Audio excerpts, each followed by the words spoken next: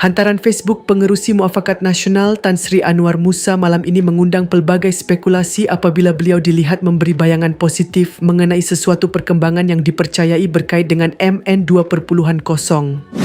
Menerusi hantaran tersebut, beliau menulis, "Saya gembira dan bersyukur. Semoga ia menjadi realiti.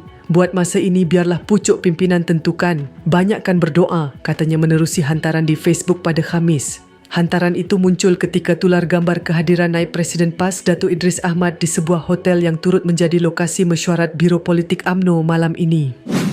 Sebelum ini, Anwar Musa mengemukakan formula pembahagian kerusi antara PAS dan UMNO bagi menjayakan MN 2.0 menjelang PRU 16. Beliau turut berpandangan bahawa agenda MN 2.0 dan pendekatan rumah bangsa yang digerakkan UMNO boleh menjadi platform untuk menghidupkan semula usaha penyatuan ummah.